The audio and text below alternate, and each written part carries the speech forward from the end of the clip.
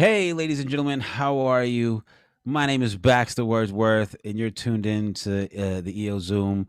We have a very special program for you tonight.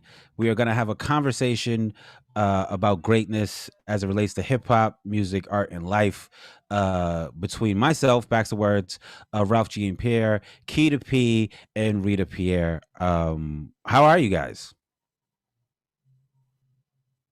Trying to do social media stuff. Yeah, I'm okay. I can't complain, I feel like we should probably start this by introducing ourselves and letting people know like a little bit about us. Not the whole resume, but maybe like the important parts. My name is Baxter Wordsworth. I am a host. I am an artist in New York City. I've been known for doing music and occasionally being funny. Let's go to Keita P. Hi, I'm Keita P, and I'm a singer-songwriter, and I perform, and I'm a singer-songwriter. That's all I can say at the moment. Yes, That's more than enough. Let's go to Ralph G. and Pierre, or Precious Gorgeous. What did we decide on? Precious. Do another one, I guess. I'm Precious Gorgeous, Ralph Jean Pierre. I'm a rapper, songwriter. I'm an actor. I'm a comedian. I'm a professor. And what else? What else? That's it. You said professor. Yeah. On the internet. Yeah, that's me. And last but definitely not least, Rita Pierre. Hello, everyone. So I'm an attorney by day and sometimes night, but I am the host of a podcast called Frida's World and a radio show that airs every Sunday called According to RP. And about a little over a year now, I started a media company called Black Ivy Media, where we do various forms of digital media that's really for the Black diaspora. Dope. And that's me. That's so dope. Rita, you're the only person that I don't know previously to this conversation. So I'd like to say it's a pleasure to make your acquaintance. Thank you. Yeah.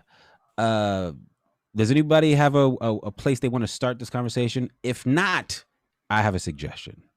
Oh man, let's go with your suggestion. So my suggestion would be, I think if we're going to have any conversation about greatness, it should start with like a general definition of what greatness is, right? We could do the Webster's definition, and I think we could do our own personal definitions as well.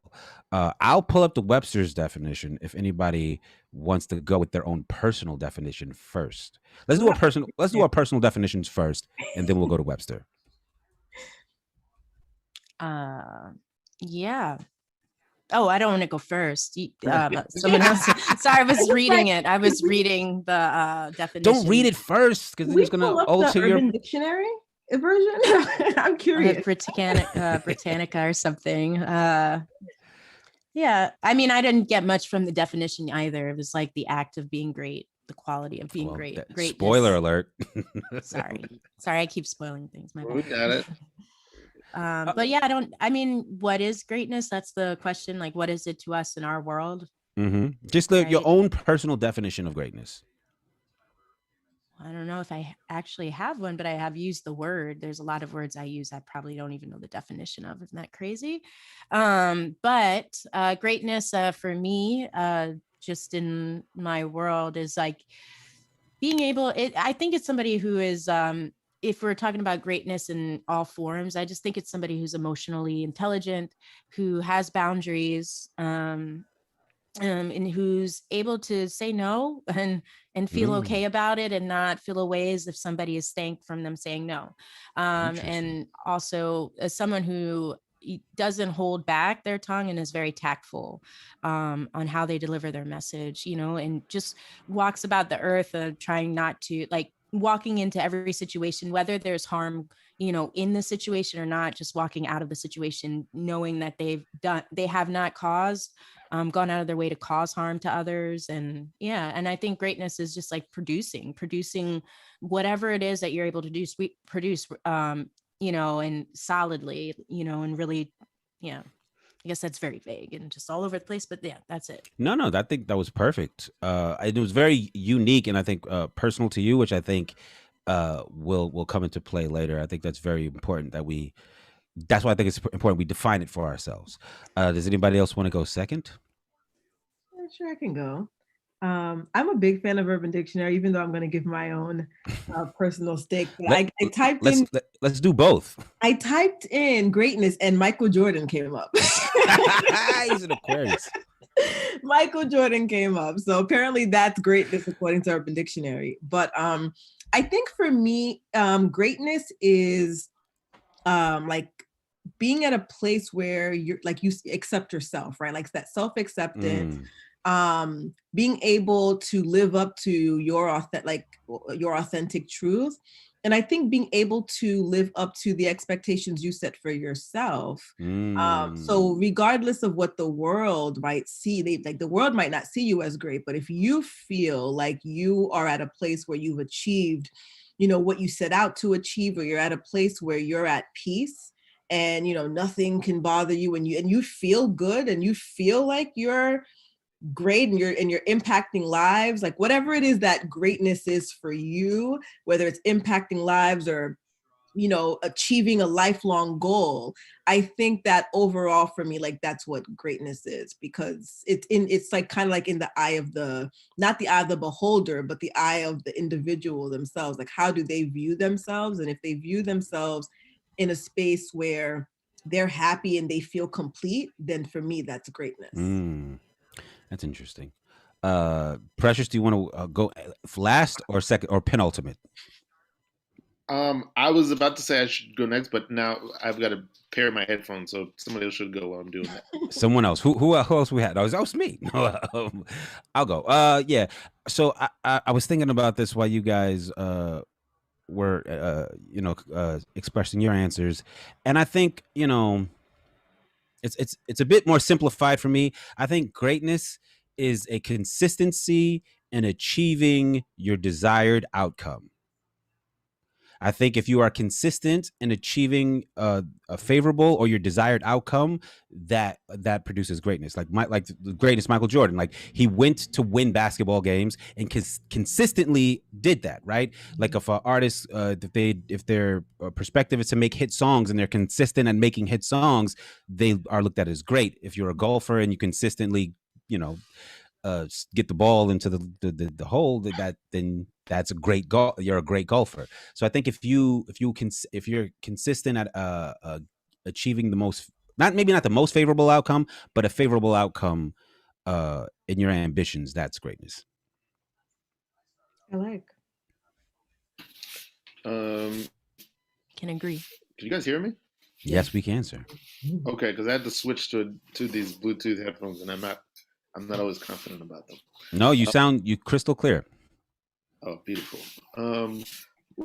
First of all, I want to thank everybody for doing this, because I realized as I was asking, and I was so like excited that people are like, yeah, I'll do it, that it's like such a huge topic to be talking about amongst and in front of your peers. You know what I mean? It's such a grandiose topic. So I'm glad that people wanted to talk about it, just because I don't know. I think it's cool to just begin to explore those things, and it's cool for our communities to open up dialogue about those things. So I'm thankful I agree. you guys all wanted to do it. I don't have a grasp, I don't think, of a strong definition around the term. I think it exists for me more like, I think Keita, you were saying earlier that you were like, well, I'm using the word, I don't even know the definition. I think words at a certain point in language at a certain point become like colors. You don't know the definition of orange, but you know what it is and you know what it feels like. So I feel like now I'm looking up the definition for orange. Sorry. It's red and yellow. It's red. It's the blend of red and yellow. It's red and yellow, yeah. It's the primary colors that are hard to define. Yeah. Oh, that's not primary. I think the best definition I can hold on to right now is greatness is something that happens or something that is done that means the world in whatever scale, and the scales are, you can sort of appraise things by the scale also. It's like each greatness maybe is not the same as other ones. They may be comparable, but like it's something that is done or achieved wherein after it happens, the world is never the same. So there's before this thing happened and after this thing happened. you know, in whatever way. It's like this thing, this field, the culture, the world, and this field will never be the same after this has happened. Um, that's probably the one I can hold on to right now. But everything everyone said really resonated for me, and I feel like also in a lot of ways, as Baxter said, they were so practical and so personal. I don't think you said practical back, so I'm saying that, but they were so personal that really resonated with me. Yeah, so that's what I've got. I mean, yeah, I think everybody's personal definition is hyper valid. But that's the point of your personal definition. Who could invalidate that? Right. As Keita has already alerted us, the Webster's, I don't know if this is Webster, but the Google definition is the quality of being great, distinguished, or eminent. Eminent? Imminent. Eminent? Mm-hmm. All right. And that's I don't pretty even think I know straightforward. what eminent means. Yeah, it's also I think there's a different imminent that I'm thinking of. Like I don't think it's the imminent that means like it's gonna Marshall happen now. I Mathers? think it's like a Like yeah. eminent domain. Oh, maybe. Yeah, with the E. But so now that we've defined greatness for ourselves and now that we've defined what it is, it's like now we relate it to the topics at hand. Hip hop, art, music, and life. Before we I go into that, I feel like this is a big question. I want to add to your question, Baxter. okay. I would like to know what everyone's personal. It maybe this is too big of a question. Maybe I should come back to this later. Actually, I'm going to say it now, and then we'll decide maybe where we can approach it. I'm curious Mhm. about what's everyone's personal relationship to that word or that idea. How do you personally relate to that idea, if at all? I think I don't think that's too early to get to it, and I think we can answer that while also addressing the topics that we attributed to the conversation, right? Like I am a hip hop artist. A lot of my relationship with greatness is related through music and related through art in general, right? Like as soon as when we say greatness and I think of great, I'm already thinking of artists. I'm thinking of authors and directors and musicians and things, and that's obviously not the only areas of which people can be great. But I think for me, that's where the impact of people's greatness, of others' greatness, hits me the most. I'm most aware of the impact. When I love hearing or seeing or experiencing like great art. It's like I what's go. It's not an exaggeration to say it's my favorite thing. It is my favorite thing. But that's me. Uh, Anyone else? Um, yeah, I don't. I need a moment to think about that a little bit longer. What was the question again? How do What we personally relate to greatness or Yeah, like what is your relationship to that term or that idea? If you have a relationship with it that you can speak of, maybe it's not something you're thinking about on a daily basis or Yeah. yearly basis.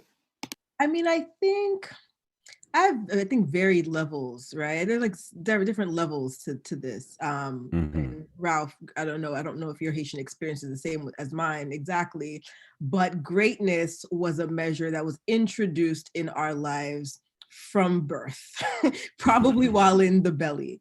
And it's like everything had to be great. So I feel like a lot of my friends who grew up in these like stricter Caribbean households, particularly the Haitian persuasion, had a very unhealthy relationship with what greatness was. In fact, a lot of us just didn't even want to even be whatever that greatness was because it was so much pressure that I feel like we developed unhealthy relationships with Interesting. greatness. And then I think as we got older, greatness became something that was like skewed. Like I said, there's different levels. Like in which tense and in which setting are we talking about greatness? Is it, okay, I accomplished everything that was expected of me, go to school, become one of the 5 professions that Haitians deem for their children, Right.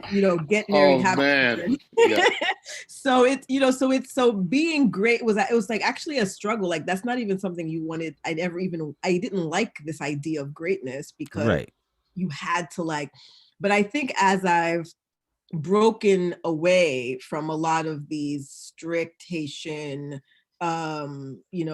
traditions and concepts that I think have chained a lot of us and has kept us like in some sort of like weird purgatory for the most, for a course of our lives. For me, my relationship with it is much healthier. And I find that I do tie my the accomplishments that make me feel good. Like I'm a very philanthropic type of person. That's why I went into law. I like to help people. And even through like the creative measures that I've, done over the years, like I'm able to reach people through my different forms of art. And for me, the greatness is the impact. I know you talked about impact, the impact that I have on individuals and on my community and society as a whole. Like that's how I'm measuring greatness, and that's where I'm seeing my relationship with greatness now. That inspires a question in me. To ask, like, so you would consider yourself great, I assume, right? Like, because when I think of greatness, and maybe this is a telling thing, like I always think of it as something outside of myself. Like I don't look at myself as great, and not that like if somebody else called me great, I'm not going to be like, no, you're wrong. I might accept the title given to me, but I definitely am way more comfortable bestowing it on other people and other things way before I call myself great. And that's interesting. I would have to agree with that. I hear what you're saying, but it takes time. Like this isn't something that happens like overnight. Like I wasn't the kid that was like, oh, I'm great. But in realizing, I think the weird relationship that we've had, like, and now seeing like, wait, like I'm worthy to think of myself as great. And also, I would agree with you that you are great. Like even for the little of what I've like heard of your story and what you've accomplished is like I think you're accurate. I think it's more of a telling thing on my end on how like I wasn't like not to get into like how we were brought up, but like there was no expectation for me to be great. There was nobody who was like, you need to accomplish this and this and this. It's kind of like, well, you're here, do something. You know what I'm saying?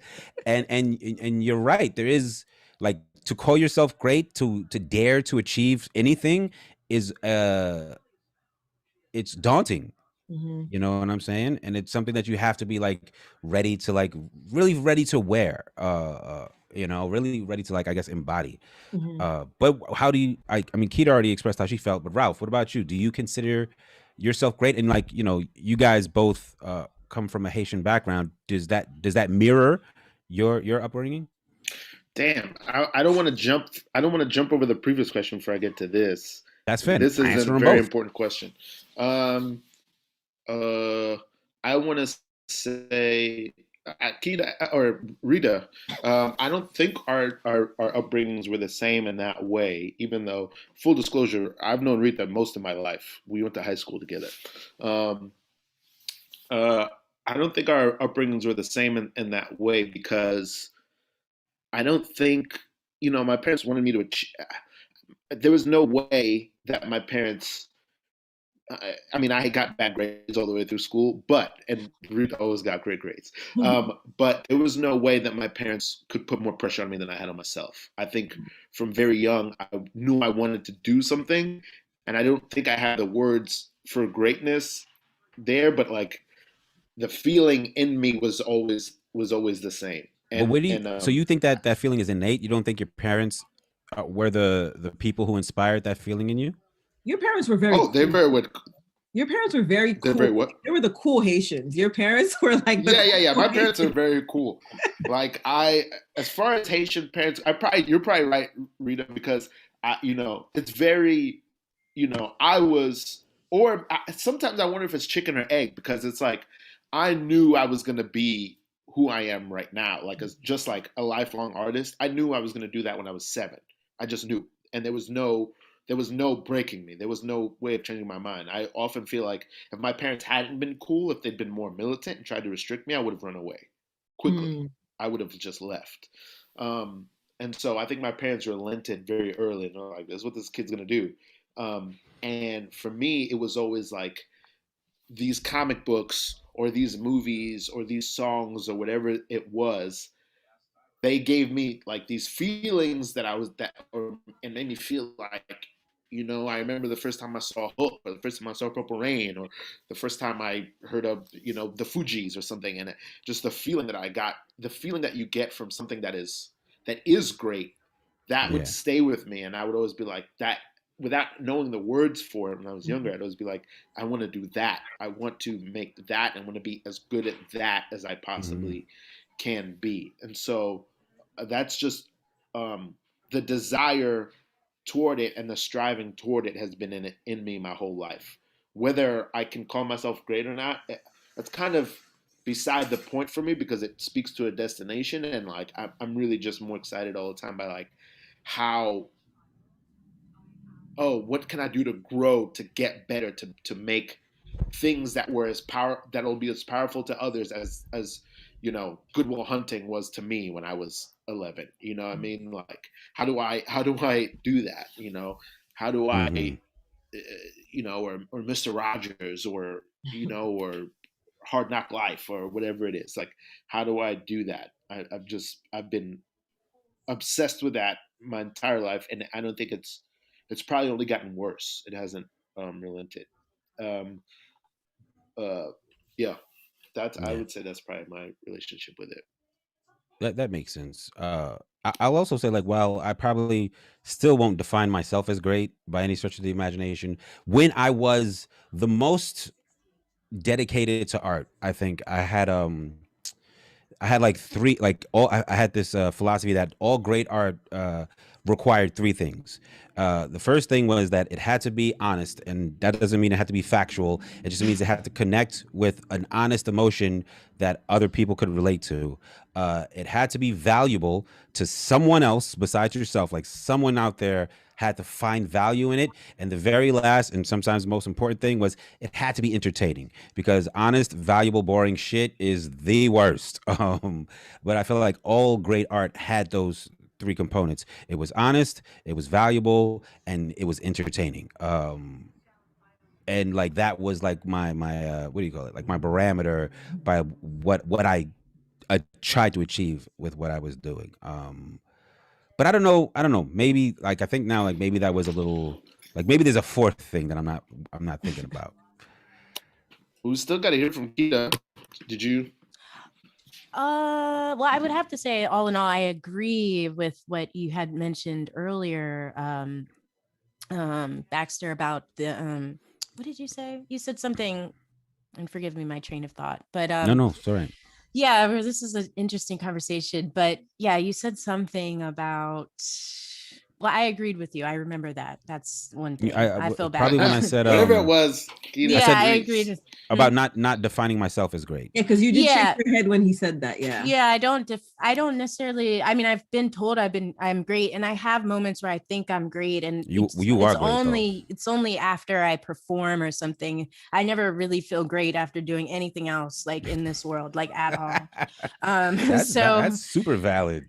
so Make a yeah, so sandwich and be like, damn, I made that sandwich. it, like, I never have that same feeling, but I can also relate to what Ralph said, in regards to like hearing something and wanting to do that, because that happened a lot for me growing up. And I always knew I could sing from a little age, because I grew up in church, and they just put you, in stuff. And so I was in church and I had to sing, and then turns out I could sing.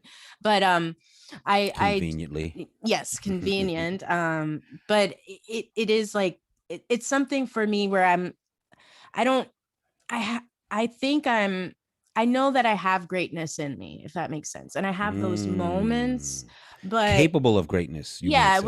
I'm capable, and I've had moments, and I've experienced that, and I want to continue to experience it. It's a bit intoxicating when you have those moments. I don't want it to be like a thing where I'm having all the time, because I think it would change me. I just know who I am.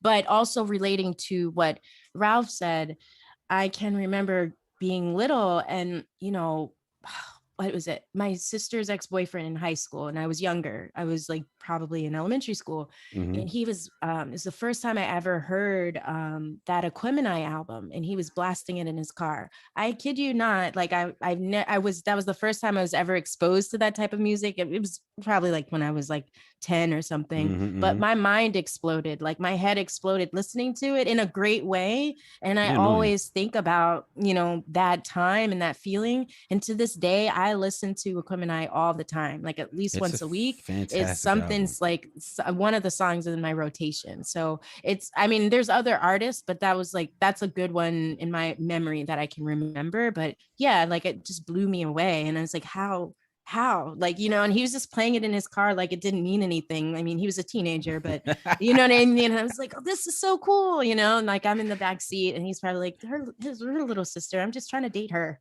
you know. Like so yeah. That's such a great like Bax or Rita, do either of you have a story like that of like the first time you encountered something in your life? And it doesn't have to be a piece of art, but like anything in your life where you're like, it made your brain melt. Like you're like, that is, you know, later on you might say, you know, as an adult, you're like, I guess that's greatness. I guess that's what I see greatness as. I mean, yeah, go ahead. So it's like, I feel like I've had a lot of those moments. Like, Or do you remember like one of your first ones? I feel like it had to do with the ballet. When I was younger, I was actually really good, but my mom being an ultra Christian, there was like a whole family discussion as to whether or not I could dance or not.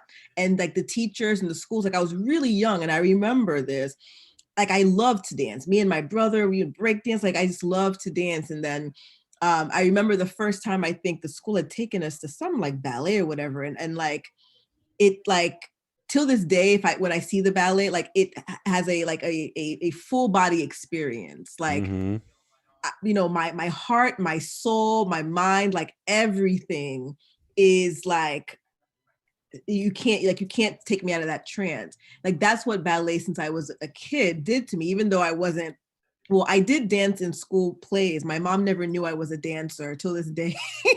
She was never able to come support me, so she didn't know. Right. But I still continue to dance. But if I was able, like, so it actually even has regret. That memory brings me a lot of regret and a lot of sadness, actually, because of what I could not, you know, move forward to be. But I would say that I remember exactly, like it was a class trip. And we went to go like see, like, it wasn't Swan Lake, but it was like some like, you know, hood version or whatever of it. But it was like till this Thug Lake. Thug Lake. It was Thug Lake. But that was definitely like I think my first memory. That and then just like, I think it might have been the Jets. I love the Jets. My mom was, before she became super, super Christian, was into the Jets and Michael Jackson and everything. And Crush on You is the song that evokes everything inside of me as well too. I was like maybe 3 years old, like listening to like the Jets. And so like that album, for whatever reason, like definitely brought that out of me. So. You know what? I don't have anything like that in my entire life. You know, without getting into two things, like I feel like from a very young age, I've looked at life in a very scientific and almost voyeuristic way. Like I'm like watching things happen and not necessarily like being a part of them happening. But you know, with that, like I remember seeing a lot of things that I was very impressed by. I remember the very first time I heard Nas, I Gave You Power, where he like raps about being a gun and being like, this is phenomenal, but it, like not necessarily like brain melting and like, oh my God, like that. I was just kind of like, wow, like I've never heard somebody be this creative in this way. And I like want to know how this works. You know what I'm saying? And I feel like my approach to even my art now a lot is like, how does this work? Like, how can I get you to feel how I want you to feel? Like, what combinations of words expressed in what way is going to get you to react the way that I want you to react. And maybe that's why like I don't have an association with greatness like personally, you know what I'm saying? Because I'm just like uh uh it's all an experiment in some way, shape, or form. But yeah. Man, that's everything everyone is saying is resonating with me, and it is striking me like I'm more and more glad every second about um, getting to do this conversation because it's striking me how personal this all is. I feel Mm, like I have a lot of examples. The two earliest I can remember, one is more minor. I want to say that like this is not my example, but like I can I was young, I was a kid, but old enough to understand when Michael Jordan was winning his championships. mhm, So mhm, I just remember watching live, seeing him hang in the air, and being like, what I mean, I don't watch mhm. sports, I don't know anything about sports, but I know what it felt like when we were all, what I mean, You and those Urban commercials. Dictionary. Yeah, he's in the urban, and it's true. Like, remember those commercials where it's like he would jump and then the whole world would slow down. That's what it was like. It Mhm. was like that. Like, I think that's why those commercials resonated so much. Like when Michael Jordan went up for a dunk, the whole world was like, So let me ask you this. Well, I don't want to step on your other. I think that's good. I think that's probably as good an answer as I was gonna give. That is like one moment in my life that I can feel like, wow, like that that feeling will never leave my body, as So, Rita was saying. so let's get into let's get into some points of contention, shall we? Um, with that example, right? Like you have that very real experience of the phenomenon that was Michael Jordan in the context of the time where it was happening, right? Nowadays, when a lot of younger sports fans look back at Michael Jordan and they compare him to the athletes of their era, the phenomenons that they're witnessing, they'll often use the numbers to argue who's greater or not. They're like, well, LeBron has this many foul shots attempts versus points, or Kobe's this, and but does context matter when it comes to greatness? And I'll bring up a disputed album. Nas is Illmatic, right? In the context of when it came out and in the context of what it did when it came out, and like, similar to watching Jordan hang in the air, like every time that a song from that album dropped and people like got their hands on it and how they experienced that and how like you had to like go and hunt and go to like the bootleg guy and see if he's got the mixtape with the new Nas song on it or not. And like the phenomenon that was that album isn't the same thing as listening to that album today, or even telling somebody, yo, listen to Illmatic. Like people are oftentimes underwhelmed because it is a very like bare bones hip hop album. It's one of the first hip hop albums where one artist used different producers, and that's of note, but that's so commonplace today that it's not even anything special going into Illmatic, right? And then you listen to it, like, this is Nas rapping, these are adequate beats, and this is a hip hop album. But people are often underwhelmed by that. But does that take away from its greatness, or should the context of the time be factored in? I think it depends on who is the receiver of it, because Mm. what you just described is how, no offense to anybody on here, is how I feel about MF Doom. He sounds like he's rapping in his basement. Like, I just don't understand. And everybody's He like, might he's have been. so great. He's so great.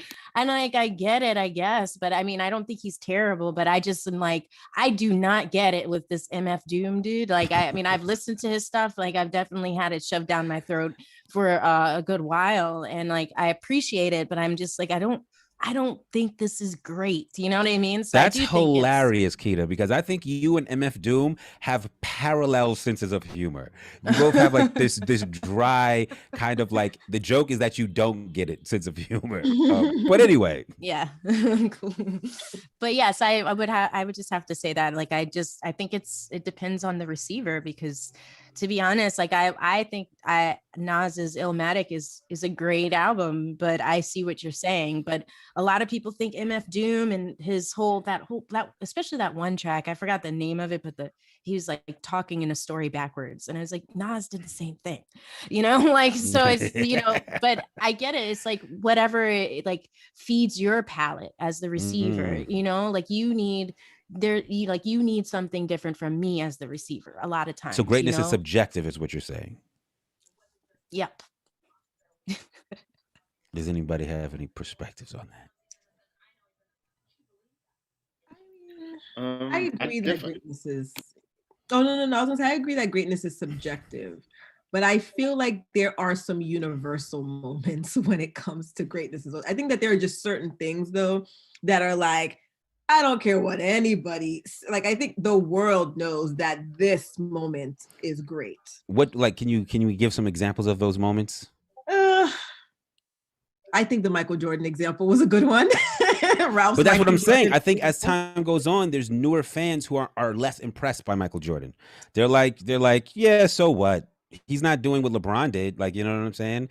Which they might be, like, if we're talking about the subjectiveness of greatness, and like it's so interesting through history, like greatness changes, right? Like Christopher Columbus was a great explorer when we were younger, not so great anymore. R. Kelly was a great musician, and some people still think he is, but like it's more, there's an asterisk next to it now, like it's more in question. Though in time, like I think, like when you talked about the context, for me, like that's, I would always have it with the context though. Like, like we can't, like we can't say, like, I'm not a, nobody at me here. R. Kelly, unfortunately I had to put a pause on his music, but I was singing his songs when I was a kid, my mother still plays his songs. I'm like, Mom, exactly. No. He was the world's greatest. And at that time, in that era, like no one had a song that said he was the world's greatest. Right. That's the world's greatest, So I think in that context, in that time, it cannot be disputed that he was the greatest during that era. Just like how Michael Jordan during his era, the world cannot dispute that at that time. So I think the context in that case, when we're talking about great, makes, like, that's where the universality or whatever comes in. But I think overall though, subjectivity, I think, trumps in a sense, because like Keto was saying, I mean, you could think this guy is great, but I don't think he's great. And if I'm the person that it matters because I'm the receiver, then it kind of matters, I guess, what my subjective thought on that is. But I do think that there are universals, but they do have to be trapped in that time, their time frame. I feel like it's enough that I don't think greatness has to be at all unanimous. Like, everybody doesn't have to feel the same way about something for it to be great. Unless it's Stevie Wonder. What's that? Unless it's Stevie Wonder. Stevie Wonder has to be unanimous. If anybody disagrees, they get voted off the island. People who disagree. You can't. I'm not a Stevie Wonder guy. Like, I love a lot of Stevie Wonder has so much music, you have to like some of it. That's I definitely like a lot of it. Right. That's what I'm saying. I don't think I'm on the Stevie Wonder train as much as others. For some people, he's I don't know if he's quite that much, but there's at least 24 Stevie Wonder songs that I love. But I would say that, no, I think there are a lot of things that many people won't agree on. I think it's enough that some people feel very strongly about it. Mm-hmm. I think that's all that really has to matter. Like, if you're in a conversation, like LeBron versus Jordan, to me doesn't really matter. It's that millions of people will discuss LeBron versus Jordan. Right. The fact that it's even LeBron versus Jordan, it makes them both great. Yeah. Right. And even if you were to say, even if your opinion was, or the evidence was to show that LeBron is greater than Jordan, it still does not say that Jordan isn't great. Exactly. So I guess that all factors in. Is there anything besides Stevie Wonder that is just undeniably great in the history of mankind? The wheel. Whoever made pizza, maybe. I don't know. Whoever made pizza. Who's the inventor behind chocolate? Oh yes, chocolate. Yeah. I guess, man, in all human history, yeah, there's certain things, but Yeah, even I mean, that, that like, was I liked what you're saying, Baxter, because Awesome. that, I mean, that amounts to context. Because if you take a wider view of the universe, nothing we're doing matters. You know what I mean? yeah, So it's all about what. in the ultimate macro, nothing matters. In the ultimate micro, everything matters. Yeah, yeah, and I feel like Here's a everything has random question. attention. Yeah, Whitney Houston, greatest, great. like Whitney Houston. She all was the creed, greatest. colors and shapes of people can agree that one. I got no objection against that. And Michael Jackson and Prince. I feel like they're Michael Jackson, people dispute because Really? of the accusation. Because of the accusation.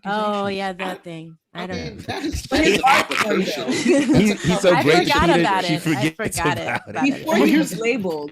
This is music for thing. me. If someone is alleged to do something heinous or has done something heinous and people are still emotionally attached to them, that to me has to be a sign of greatness. And I don't also know about that because I people also personally are don't- great at rationalizing. Like, you know what I'm Yeah. saying? Yes. So it's like I don't disagree that that could be a sign of greatness as well, but also, you know, people don't like to feel guilt with the things they enjoy Yeah. and will go to great lengths Right. to rationalize their way out of it before they get to the point where they can just acknowledge, like, yes, this isn't great, but I like it anyway, you know? Mhm. Like Harvey Weinstein, horrible troll of a man. Some of the Weinstein Company movies, though, some of my favorite movies of all time, and I could never not watch or love them. All of Quentin Tarantino stuff, Shakespeare in Love is one of my favorite movies of all time. But that doesn't, like, I'm not going to rationalize Harvey Weinstein. I'm not going to be Right. like, well, you know, But there's Kelly. also other people in that mix, even though it's under his name and brand. there are Right, other right. people that you're supporting in that because they're, Right. you know, he didn't just make the movie. So I Like do. The Cosby Show.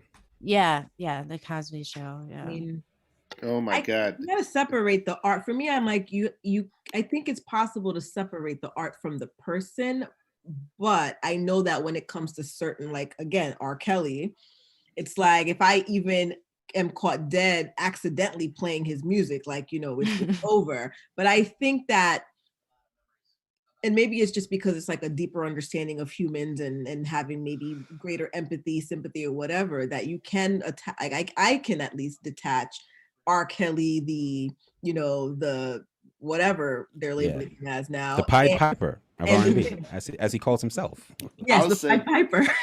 Oh my I would god. say I would say a great joke. It's on Arsenio's new stand-up special, who I also feel like Arsenio's a great. But his new stand-up special, it's okay. The special's okay. It's called Smart and Classy, but he has a great joke in there where he's like, you know, Bill Cosby was one of my mentors, and, you know, we loved him, but, you know, he raped all those women and he took them to jail, and it's like, but it's hard because, you know, he was the Jackie Robinson of television. Like he created all these things in television that helped promote the black image. And what I'm saying is, I had to learn to separate Dr. Huxtable from Dr. Fuxtable.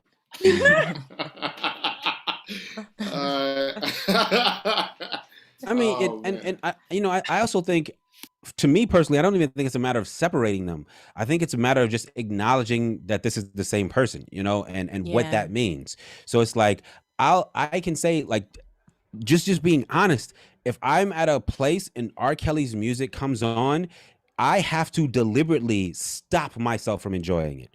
Like, I instinctively go to enjoy the music. Step in the Lane of Love comes on, my foot starts tapping, I start two-stepping, and then I have to cognitively be like, wait a minute, this is R. Kelly. He fucking assaulted a bunch of women. I don't want to support this, you know? But in saying that, I'm fully, like, open to acknowledge, like, I do enjoy his music on a visceral core level. I'm not, like, trying to say that, like, I don't enjoy it, or it's not good music, or other people, or I don't understand how other people can enjoy it. Like, I know how other people can enjoy it because I have to fight to not enjoy it. Like, you know what I'm saying? It's a struggle. Even if the Cosby Show came on, if I was in a place where the Cosby Show was just on the television, there's no way that I'm not going to, like, be watching it. I could try not to. I'm still gonna be like, what episode is this? Like, you know what I'm saying? Is this the Gordon Goodchild episode? You know? Gordon Gartrell, yeah. it's so. This is like one of the things that's interesting to me. Like, what is the if we go away even from the more which I'm called the more difficult or complicated examples, which also feel like there aren't any. Everyone's very human, but if we go away from those even to like, like I've probably in my life 10 times watched the Muhammad Ali George Foreman fight. You know what I Mm-hmm. mean? I've probably watched that over and over, and like, can we even define what is the or like a song like I Believe I Can Fly, or a song like I was listening to a playlist in preparation for this. I was listening to a playlist of like my 10 what I think are the 10 greatest hip hop songs of all time. My Mm-hmm. personal list, right? One of the songs on there is Lauryn Hill Lost Ones. That's my number one. Mm-hmm. Or like what I think is a deeply underrated song. So everybody always talks about Nas, I Gave You Power, and Nas, New York State of Mind. For me, my favorite all-time Nas song is Daughters. Oh my God. I love that song, dude. Condom on her dresser, she Instagrammed it. It's so, I love that song so much. Why do you love it? Man, I think the first time I saw it, maybe the second time, I don't know. Anyway, I saw him, he did it live on Letterman, and I also saw the video and heard the song. So it's beautiful. The melody is beautiful. The thing about it that I think makes it work so well is it's not heavy-handed. It has a sense of humor, but the sense of humor isn't like even making fun of itself. It's more of like a grown man who's accepting. I have to accept what life is throwing at me. My Mm-hmm. daughter is older. She's gonna have sex. I was in the videos with models and talking about hoes and talking about drugs, and you know what I mean. Like, I was rapping about that stuff and probably living it. And I've been a father. I know what's going on. Like, and I have to Yeah. accept that raising someone is about letting go. It's about taking a risk. It's about you're kind of hoping that the world takes care of your child and that they make good choices. He was able to say all that with humor and with grace and with ease and with being self-aware in like a 3-minute pop song. You know what I mean? That is like fun and easy to listen to, which is like, that's so hard to do. I feel like most rappers would have made like heavy string section and my daughter, I love her, God shine the light, you know what I mean? But he didn't. He was like, damn, I told this girl not to Instagram no shit. What the fuck? You know what I mean? That was the song, Okay, And, not to argue I against think that's that, great. but like, and I don't want to argue against your opinion because like that's your opinion and whatever. But I do want to like point out, like, to me, that's what Nas always does in every single song that he does, right? And then like, I Gave You Power. The reason why people talk about that one is because at the time that it came out, there was nobody doing that. So it's like whoever came up with the joke, why did the chicken cross the road? It's like if somebody gets on stage and tells that now, it's like, meh, get out of here. Like that, like so corny, that's so hack, right? But when he came up with it, like if no one was doing it, then it's innovative. So like, yeah, I Gave You Power might be for anyone who doesn't know, I Gave You Power is a song where Nas raps about the perspective of a gun. Like he is the gun. Mhm. And he does it in a very like intricate and thoughtful way. Like the gun goes through emotions. The gun does not want to kill anymore. It's like, I am tired of being used as this instrument of destruction, and it forces himself to jam in the person's hand that's holding the gun. This person dies, and the gun expresses this feeling of relief. He's like, it's finally over. Like all my years of like murdering people and being this tool of destruction, I can finally stop this. Damn, until I feel somebody else grab me, till somebody else picks him up, and like that's where the song ends. Like there had been nothing like that in hip hop before. No one had been that poetic, that much of a storyteller. So the fact that people hear that and resonate with that is testament to that. Right now, here we are, 50 years into hip hop. So many people have done storytelling in hip hop to such a great degree, right? Like so many people can achieve that in that. So listening to I Gave You Power is like, yeah, Nas did that. So many other people does do that. Like 50 years from now, we might have so many songs about daughters that non-song about daughters will be like, yeah, this is what everybody does when they do songs about daughters. It's like when people hear like Michael Jackson songs and they're like, yeah, I don't get the big deal with this song. It's like, you don't get it because you don't understand that all this, like, even though this song sounds cliche, all the cliches of this song come because of this song, because of this song. Like, this is the genesis of songs that sound like this. And what does that, like, what's that worth in the appraisal of greatness? Same thing with Illmatic. Like, so many albums sound like those sound like Illmatic sounds so cliche because it is the blueprint to so many other songs that you know. It is the prototype to so many other songs that you know. And like, how much is it worth to be the prototype? I mean, I think it's worth something because, I mean, to be honest, if I think about Nas specifically today, I mean, he's still making his money. He's still a well-known man and he's still sought after. And I believe he was, I'm not so certain, but I think he was one of the few people I read recently that made money off of NFTs. Like, actually made money off of that. So he's a super strategic business person. Like, I think he's probably made more money in his business dealings than he has off of music, but it's not. So maybe not, maybe equal. Yeah. But I mean, I don't mean to interject, but I would like to just say, I agree with what you're saying, Baxter, in that form, but I also am like, to push it a little bit further, one thing that definitely irritates me is the title GOAT, for people that are still alive, that are still doing it. And like, you know, they might have made some great things, but they're not necessarily consistent. And like, I wouldn't consider many of the people that are labeled on social media and in our world as GOATs, I wouldn't even consider them as GOATs. You know, half of them I don't even know. But like, do any of their names rhyme with Schmiminim? I mean, there's one person that has been labeled a GOAT. You know, one is MF Doom. I've heard people use GOAT for MF Doom, and I'm just like, I can't relate to him, so he can't be great to me. Like, he can't be a GOAT. But then I think I go back and forth, unfortunately, or like I have some inner turmoil because sometimes I listen to Kanye's music and I'm like, he is a GOAT. And then I agree. Sometimes I'm just like, he's not, because he's more of an ass than a goat. Lyrics, like what are these lyrics? You know, like more donkey like than goat like. I don't know, but I have like an inner turmoil with him specifically as who he is, you know, and you know, because I see him labeled as a GOAT, and I do see it in some aspect, but then I'm just like, it's hard to just like give that reign or title to somebody and just be like, yeah, he's the GOAT, but he's out here, you know, fucking up, making mistakes, you know what I mean, in public and just going crazy, and you know, like, you know, in my opinion, and it's kind of like I don't know, I think that that title is like thrown around, you know. Oh yes, R.I.P. MF Doom. I do know that he had passed away, and I don't think he's terrible. I'm just saying I just wouldn't label MF Doom as like great, but I understand that he is much appreciated. He's like a rapper's rapper. That's the best way I can put it. No, you're not wrong about that. But I do think you raise an interesting point about like, if somebody, like, you look at Biggie, right? Released 2 albums, passed away, unfortunately, forever etched into the thralls of history as one of the greatest rappers ever.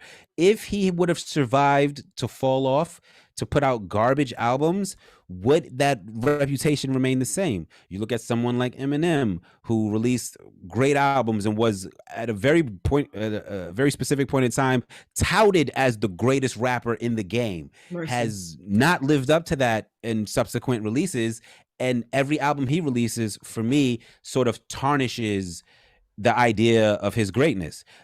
Somebody asked me today, they said, hey, I was listening to Outkast. I was listening to AT Aliens, not Aquemini. They said, hey, you ever think we'll get another Outkast album? And my genuine response, I didn't even think about this. I was like, I hope not. You know what I'm saying? Oh, wow. Like I am satisfied with everything that I have from them. If we got another album, it might not be what I want. It might not be good, and it might not be necessary or needed. If they want to put out another album, more power to them. But what they have accomplished and what they did, I think, is enough. I think it's more than anybody could ever ask of anybody as an artist. That makes sense. I agree. Yeah, that makes sense. I was like, yeah, I would let's make another album, but then when you put it in that context, I'm like, yeah, that makes perfect sense. It might be too much.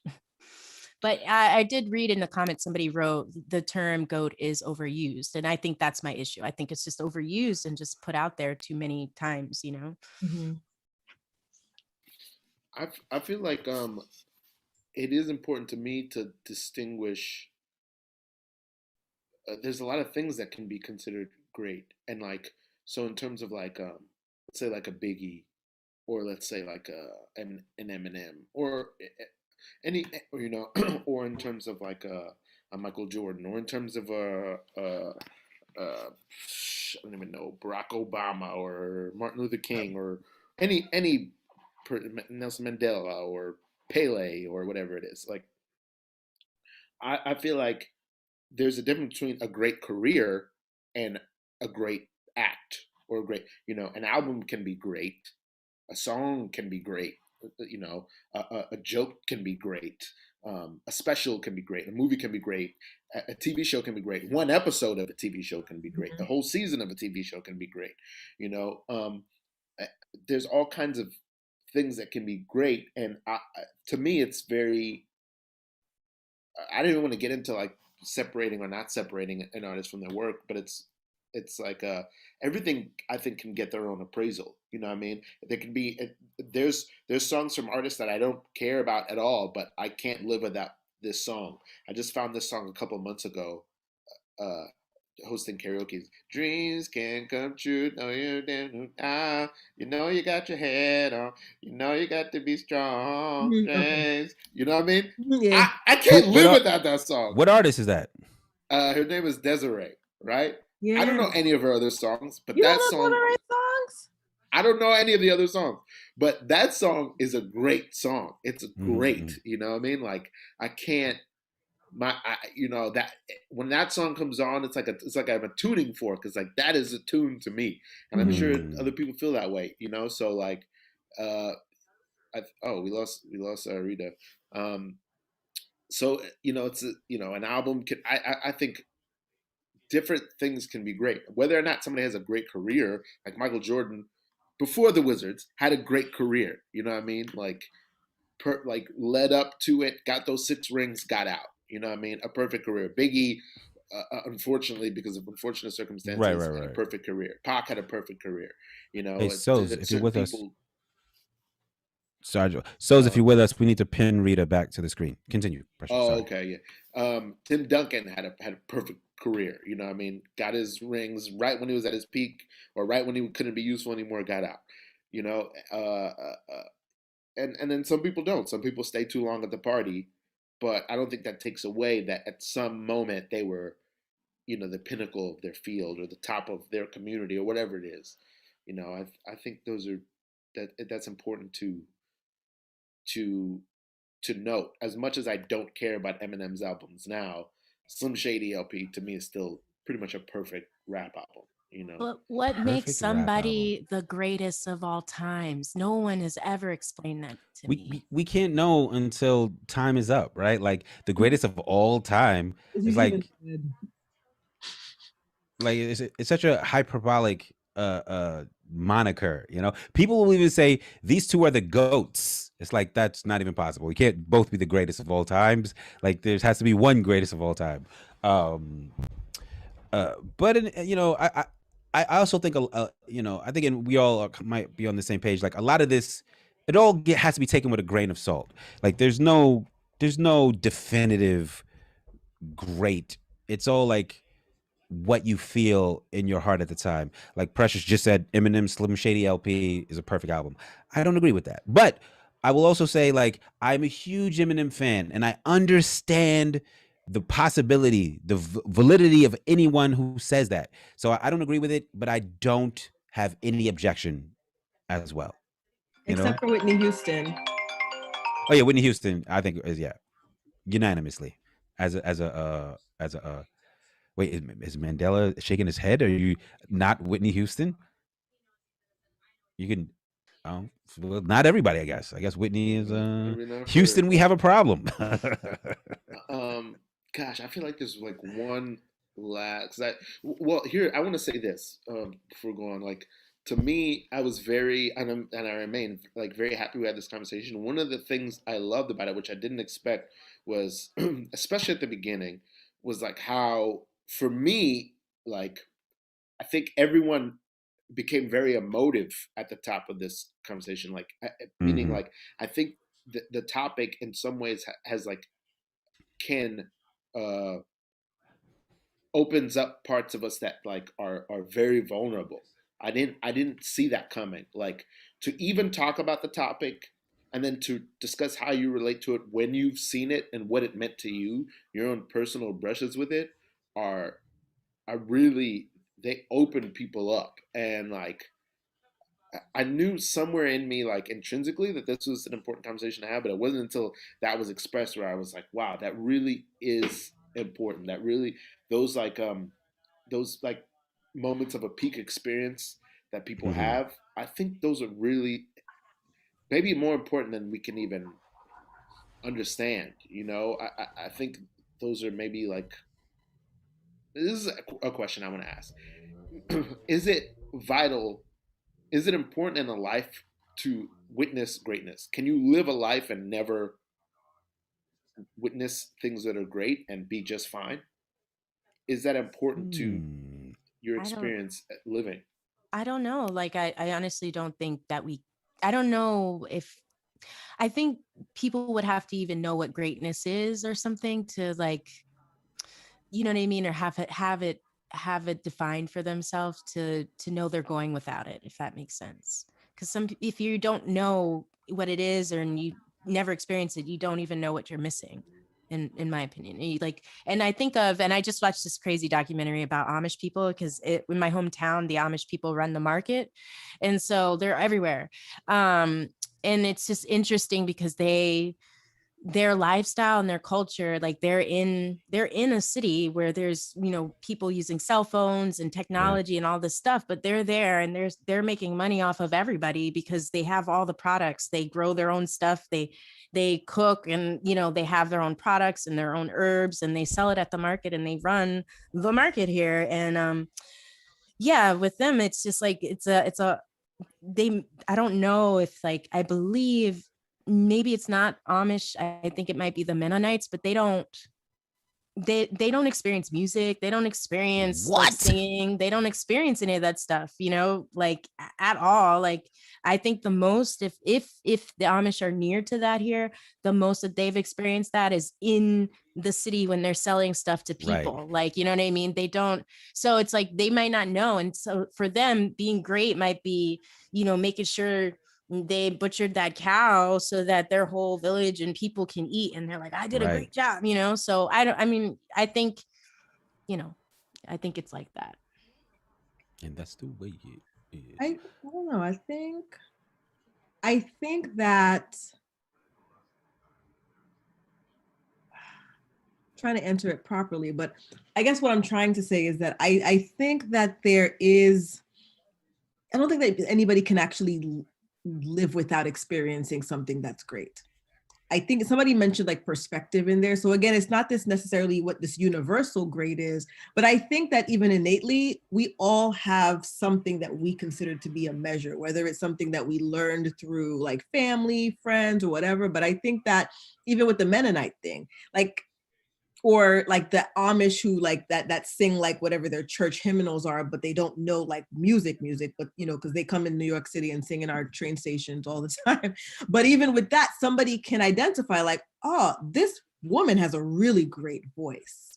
Or this sounds really, really nice. Like I like to sing. I'd like to sound like this person. So I think Mm-hmm. that even in the little things, there are measures of greatness that people aspire to be, whether it's like, it might not be on a large scale, but I think that everyone at some point in their life has encountered greatness. And I think that without greatness, as subjective as it could be, um, people wouldn't find like, I don't say they wouldn't find a reason to live, but I feel like life would just be like whatever. Like people strive on that little competition, even if it's not a big thing, but they strive on something to reach, you know, even if it's the corner boy who's trying to be the kingpin, even if it's like the, you know, the little boy who wants to like play the trumpet and be first chair but never will. Like there's like it's in the little things that I think that people everyone has to find greatness, or else like what is this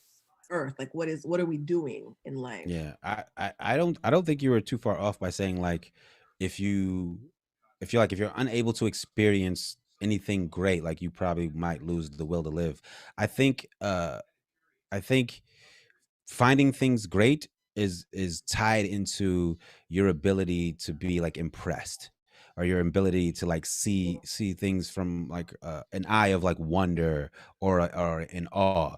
And I think like, you know, that's why people find themselves in ruts in life, right? Like they get into routines and they get into habits, and they stop being impressed by things, or they stop finding themselves in situations where they're like in awe of things. They get up every day and they do the same thing, and they have the same experience. And while that's safe and comfortable, it like doesn't give you anything to look forward to. There's literally nothing to look forward to. But it's like, you know, one of the beautiful things about New York City is like you could go out any night and see a talent that you've never seen before and be literally in awe of what you see, or impressed, or see something that is great, you know. And I think that is a motivation to keep living. I think, like, you know, if I had found out, if I woke up one day and, you know, God came down and he was like, hey, you seen it all. Like, you know, there's nothing left. You know, 100% complete on this video game. It's like, well, what do you do? Like, can I replay it again from the beginning? Can we start over? 'Cause, like, what would be the point to go on? You know. But That's yeah. so fascinating what you just said. Like, especially, I don't know if this is even on the topic, but it is fascinating to me that there's something about life which is hard and painful, but there's something about it that is so compelling that after you go through the whole thing, you'd still be like, can I just watch it again? Can I just do it? You know what I mean? That's fascinating to me. I also feel like one of the things I've been reluctant to introduce into this conversation, although we kind of did with things like Michael Jackson or Kelly, is that like not all things that are great are positive. Mm-hmm. You know what I mean? Like, for example, Mm, if a volcano erupts and destroys a town, you know, that is a great event. You know, Hurricane yeah. Katrina was a great event, you know, Right. and I think also like there's in things that are truly great, The um, World War I and II were great wars. they were great Mm-hmm. wars. You know what I mean? That's funny. That's like a line from Peter Pan. I think some of the law 2020 schools was after great. it was great. It was Slow great. down. Too soon. Ooh, too soon, too But soon. I felt that. 2020 was a sewer great. yeah. But like sometimes like one of the things about great is like, you know, it's sort of like to continue even with uh Baxter, what you were saying, like even as a phrase I hear people use in hip hop a lot, or in religion a lot too, but a lot in hip hop, God is great, God is the greatest, you know. And to me it's just like that's not even just that he's good. It's like you ever be at like the bottom of a mountain, or be like at the middle of like huge buildings and look up and just get a little scared. It's like this is, or look at the ocean and be like, you know what I Mm-hmm. mean? I'm nothing compared to this. You know what I mean? Like that's scary. That even makes you like confront your own mortality a little bit. And like I even think like Rita, I think you helped me realize this. Like um, one of the like I had a friend Mandela knew him. It was Mandela's friend too. My friend Tommy passed away almost 10 years ago now, and passed away suddenly. Was one of the first people that was close to me that passed away, and like because he passed tragically, which I would for me in my life that was a great event. Like my life stopped, and it's Mm, strange because it was sort of it coincided with I think the hurricane as well might have. Um, so like the cities seemed to stop at the same time. Like lifestyle, it was a strange moment. All my friends came together, and strangely, a lot of those friends kind of fell away. Like that incident made a lot of people like leave my life and move away. It changed my community, it changed my world, and like But because of that, I would say one of the few moments of my life that I've ever even touched something great was when I did my bicycle tour like a year after. And like the only reason I could find in myself to like want to reach a height like that, to do something that grueling and that like for me was a lot, was because I had seen a great depth. I had seen like I had lost a friend. I had had to confront my mentality. So like I was able to, I guess, confront in the other direction, like how high can I go, and risk my own life at the same time. You know what I mean? It's like it's sort of like greatness in some way. It like helps you stretch and reach and even test the bounds of like the extremes of life in every direction, including down into the ground. You know what I mean? It somehow helps you like stretch further than you would on a day to day, if that makes any sense. Yeah, I mean, it does. I think there's like a part of being great that is also being impressive, right? Of also being like doing something that like isn't easy to do. Homeboy Sandman, a great MC, a great artist, holds the philosophy that like if someone can do what you do, then what you do is whack. Which I don't necessarily agree completely, but I understand the perspective that it like to be great, you have to be doing something that isn't easy or ordinary to do. I agree with that. I I agree. think of yeah, I think about all the time. I don't know the story well. I don't know it apocryphally or know through other people telling it.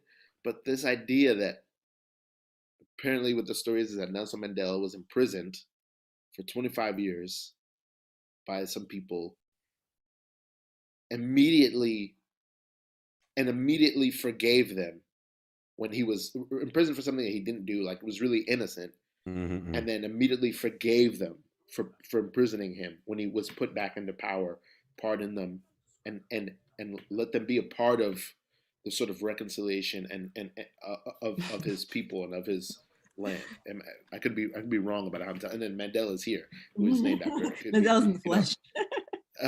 But And he said, and they booed him for it because it was a bad move. Right, and they booed him for it, right? So to me, whether it's a good idea or not, to me, the just what it would take in a person to be able to do that, whether it's a smart move or not. Well, a smart move and a what it good would, move are two different things, right? But continue. yeah, whether it's whether it's positive or negative, even if it had bad repercussions, what it would for me to lose 25 years of my life, I would probably take my life. What it would take for me to just forgive the people who did that and say, I'm in power now and you will face no repercussions for this. That's the And I story of could Joseph. That's the biblical story of Joseph. That's exactly what happened. Like his brother sold him into slavery, was in jail, was, you know, and then like years later, like he ends up being like, I don't know, the chief pharaoh or whatever the hell of the entire like land. And like he's now having to like, I prepared stuff for you. Like there's a famine, like you guys can come live in my palace and come live. Like, you know, it's like, what type of a person do you have to be to endure all of that? Black people in America. That's a whole other conversation. Yeah. It's a whole other conversation. I mean, I feel you. I'm saving this question for the end, but my answer to this question is kind of along those lines about like I'll pose it now so we can all start thinking about this. But what would you consider is the greatest thing you've ever done? And you know what I think of when I appraise myself of that is well, I'll wait. But let's think about that. But yeah, that is a fantastic feat. But again, and being subjective, while you look at it as like such a impossible feat, Mandela thinks it was the wrong. But Mandela, can you let us know in the chat? Even though you don't agree with it, do you look at it as a great thing, like a great thing to have done, like a thing that like to be able to do this? This is great. So you think it's an easy thing to do? You think like it's ungreat, or maybe not the easy, maybe cowardly. cowardly. I mean, I guess In the context of politics. I mean, you are his namesake. Mandela. You know what? That's Can you come off of mute? Do you feel Yeah. comfortable coming off of mute and joining the conversation for a bit? As I want to ask you one question. Yeah, sure. Everyone, this is Mandela Eskia. He is a great MC, a great hip hop artist from Harlem, New York. You say cowardice. When you say cowardice, do you imply that you think he is afraid of something, or do you think he maybe cowardice in like an unwilling to do what needs to be done? Or let me not put words in your mouth. When you say cowardice, what do you mean? Maybe cowardly is not the word, but I just feel like, and I love Nelson Mandela, but I feel like that kind of it was weak, it was whack, and it was people were still fighting, and so in order to go, instead of going the extra mile, he kind of just like, guess he got too old, I don't know, and he just didn't feel like going. I don't know what the reasoning really for it was, but like these people have done all of this foul shit in your land, and I'm just tired of like, as Black people, we just turn the other cheek on. Like, I'm not doing that forever. Like, and so I was disappointed in him for that. And I mean, so was Winnie. So, you know, she was still out doing the work. So I don't see it as a great feat. I think the great feat was the fight that put him in jail. I don't know if him being like, you know, it's all cool now is the great feat, but that's just me. I still think he's a great man, but not for those reasons. Politics is layered sometimes. Like, we don't it. Like, I understood what he meant when he said that in the political lens. I think that a lot of times people, like, we don't have a real understanding of what it takes to actually run a country and what type of power because we always assume. I mean, my family's in politics and I see it all the time. Like, you assume that there's a level of power that people have, but they actually really don't necessarily have that power. So I understand from a political lens where the cowardice part would come in, but I think that it's just such a layered, politics is so layered that sometimes we really don't understand that what we see, like there was a genuine motivation behind it, and unfortunately it fell flat. And we don't want to get too detailed about it, but I will say I see both perspectives as well, and I think there's also a perspective of it that's like, you know, solution oriented. You know, it's like, if the solution or what is your goal? If your goal is to stop the fight, if your goal is to like cease fighting, then sort of like you know, punishing people, giving people a reason to be upset isn't necessarily the way to sort of do that, right? So it's like even with Black people in America, is like, well, what do we want? Do we want freedom and equality for everyone, or do we want like justice and almost vengeance for like what has been like befallen us, right? So like, what if freedom and equality was like, okay, everybody from here on out is just like cool, and it's like some of us might not feel that that's appropriate. It's like, well, no, we suffered for 400 years. There needs to be a pendulum swing in the other direction. But, you know, who's right? Who's wrong? Like, you know, but I think we all agree that Nelson Mandela, either way, was a great man. Even to inspire, to me, that level of emotion and conversation, to me, is like, that's a sign of greatness that I think is really important. That I think it's important that, you know, people are forced to search inside themselves and ask themselves those questions. No matter what answer you come up with, I think it's probably just important to go down there and go like, what's in here for me?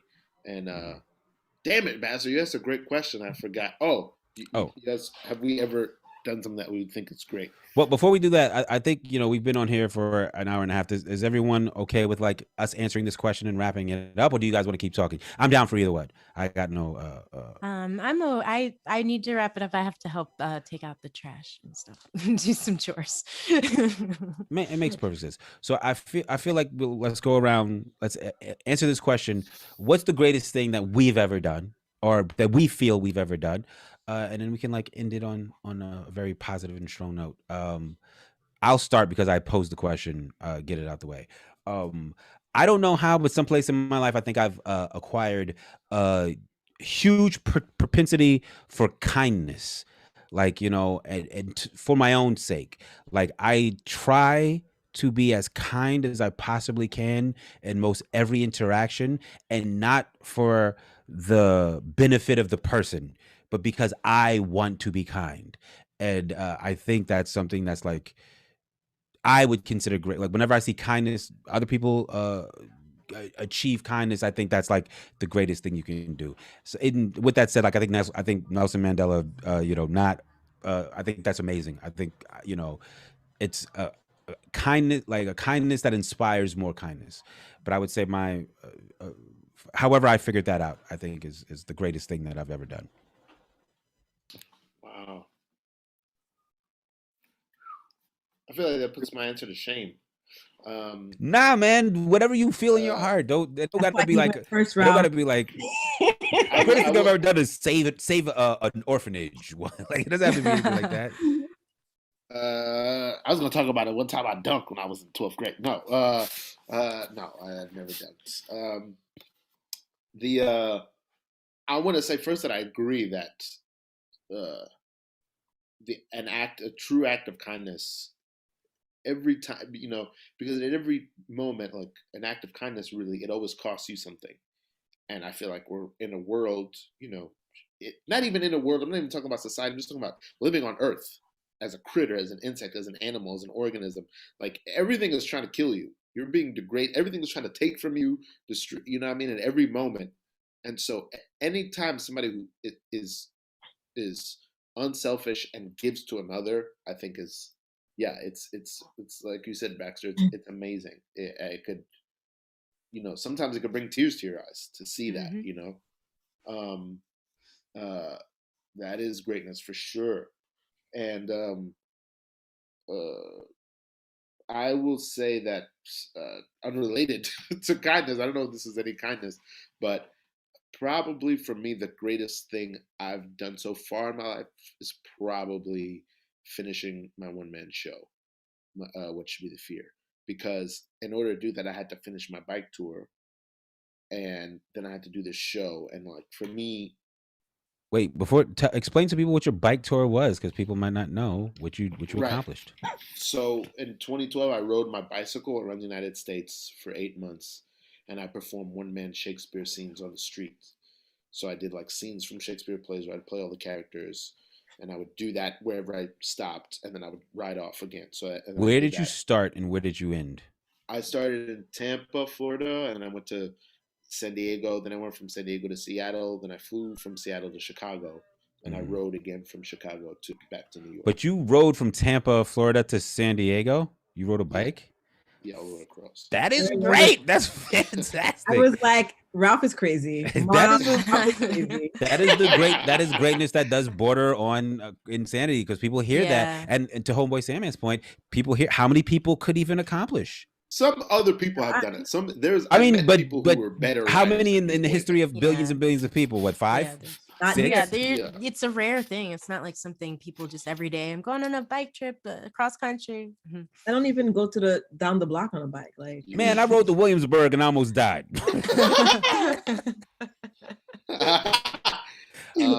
It's uphill in one direction, and then finishing. Well, oh yeah.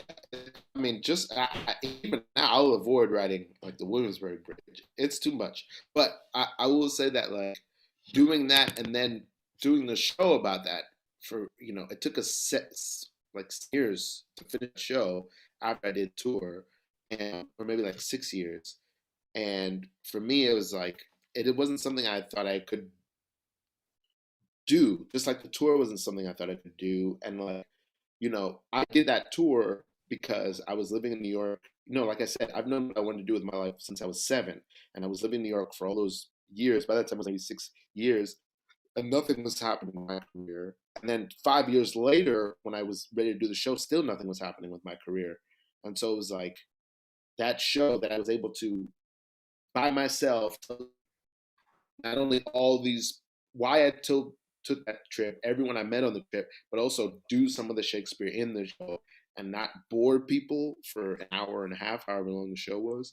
To me, it was like at least confirmation for me that, oh, you haven't wasted, how old was I by the time I did it? Like 30 years old, 28 years old or something, 32 maybe. I hadn't wasted that 30 years of my life to get to that point, that I was able to do the things I set out to be able to do. That to me was, and I also wrote original songs for it, from scratch. Like, I remember when you did that, Ralph. I kept sending it to my friends. They were like, stop spamming me. Every time you posted a song, I would send it to like some of our friends that we went to high school with. I'm like, this is Ralph. Oh my god, I would have to concur that's great. That is great. That's great. Emphasis on great. Mm-hmm. Right. That's something I'm proud of. I'm like, and I don't take it for granted. Like, I don't think it's something I could do again, any of it. And maybe, I don't know if I could or couldn't, but I definitely have doubt. And it's like, it's not something I don't know. It's just something I don't take for granted that I was able to do that. I mean, you kind of just did it again in a van, right? Like, you just didn't. Yeah, you did it that way. But I mean, we were driving, and I wasn't doing Shakespeare. But yeah, it was something. You guys still stopped to perform, like in every place that you went. So it's similar, kind of just a step up on your wheels. You upgraded, right? Yeah, exactly, you upgraded. But Kita or Rita, Kita Rita. Sorry, I wanted to say that. Kita Rita, Kita Rita, Kita Rita. That should be like a cocktail drink. Kita Rita. Kita Rita. That might be the greatest. That does sound like a great drink. It should be green, probably. Anyway. You should go. Oh, okay. Yeah, I was trying to think about this the entire time. I'm like, oh, I gotta think of what makes sense here. Because I actually feel like there were several things that I did not think that I'd be able to do, and I did. But I think graduating law school, I probably is like top of the list, because I had a lot of hardships, and my son was 1.5 years when I started, and I got sick a lot. I was really sick, and I didn't think that I was actually going to make it. I really didn't think. And it was the greatest thing, because I feel like my grandmother, like that's, that was her aspiration, being torn away from her country to come, take care of us here, and never, like literally never going back, leaving all her life behind her. Like, I feel like I owed it to her to be like, I did something. But, coming in poverty and not having resources, and law school is a white man's playground. It was difficult, and I didn't think I was gonna make it. Like, there was times where I actually almost didn't make it. So I think that for me, when I think about what's the greatest thing I accomplished, everything that happened during those years, for me to be able to like walk across the stage, that I think is my greatest accomplishment. I agree. That no easy feat at all. I want to give you a round of applause. Thanks. It's a big deal.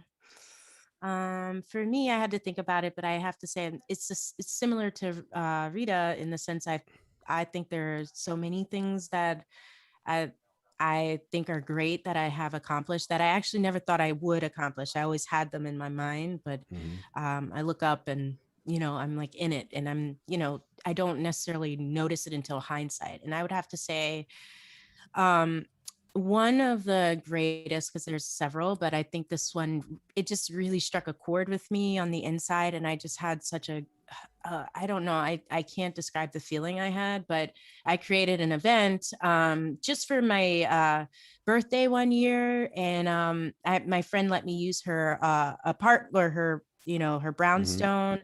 And I was so irritated because I had applied to be on So Far Sounds, and they kept rejecting me, and they kept saying or they just wouldn't respond. And I just everybody I know has been on So Far Sounds. And I got bitter in my heart about it. And I was like, well, F So Far Sounds. I'm going to create my own.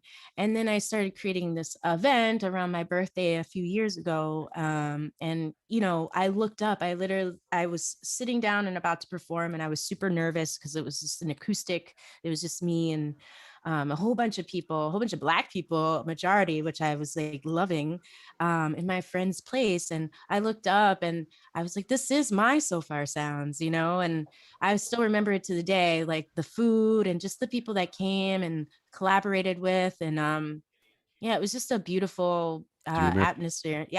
And then I'm just very grateful for Della, because then he put me on to So Far, and then I ended up doing shows shortly after. But I needed a plug. Do you remember everybody who came? I know Ralph and Mandela were there. I was there. And you were there. Yeah, you were there with Amber. And sorry, a lot of people were there, but yes, it was a beautiful moment. And also people I hadn't seen for years just came out and it was a fantastic event. It was a beautiful event. And like, I've had other events that I think were very successful, but this one, it was just, I didn't charge people, although people gave me money. I wasn't even expecting that. Like, no, it was a beautiful event. Yeah, and I just like, I want to create more events like that, but I do want to be like, I don't want to put myself out there where I'm, not making any money, but I love those events. And then that's what sparked this new underground for me, and I'm slowly but surely trying to do something like that here. So yeah, like that's for me the greatest, because just the feeling I had in my heart, just the people that showed up and just how it went down, and it was just easy. It was so easy. The people that came had like just love in their hearts that night. It was just like all good, Also, you've put on several events that have been just amazing. Your event at New Blue, I think, was super, super dope. And your event at Basquiat's Bottle, also dope. Oh yeah, thank you. Yeah. That was me trying to get this new underground going in different, spaces. But yes, I appreciate it. Yeah, I've been trying. With that, I think it's time for give ourselves a round of applause for having a great conversation. About greatness. Thank you to EO Dub for hosting this. Yeah, thank you, EO Dub. And also, we never talked about who is good. Who's just good? What is? Well, I mean, that's another conversation about good. This is a conversation about great. We'll have a conversation about good. Then we'll have a conversation about trash. It's like, who's trash? We'll work our way down. With that though, I'd like to first shout out EO Zoom. We do this 24 hours. There's lots of programming you can catch Thursday nights, Monday nights, and Sunday nights. Thank you anybody for tuning in on Facebook, Twitch, or YouTube. I'd like all of our panelists to give our socials so people can find them. I'm Baxter Words. You can find me at that Ninja Words, Z because it's hip hop, anywhere where Baxter Wordsworth is sold. Let's go to Rita, Keita, and Ralph. Rita, what are your socials? All right, cool. So I have a couple, but I'll give the main ones. I am Rita, Ritha Pierre. That's my personal. Then we have Black Ivy Media. That's the media company. And then According to RP, that's the radio show page. So follow me there. DM me. I respond back as long as it's appropriate.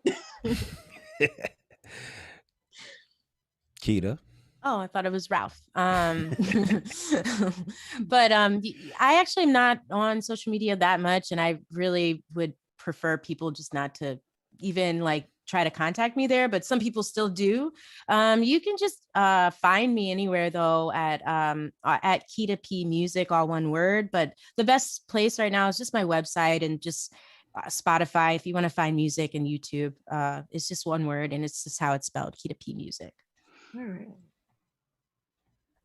Word. I recommend you find Keita P and find her music for sure. I'm the same. I'm on social media a lot, but I would prefer for people to find me on my website, preciousgorgeous.com. Just preciousgorgeous.com. You can find all of my social stuff there. It's very plain.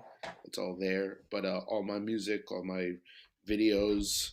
There's even a link to a website about the What Should Be the Fear project. You can find stuff from there. So everything is at preciousgorgeous.com.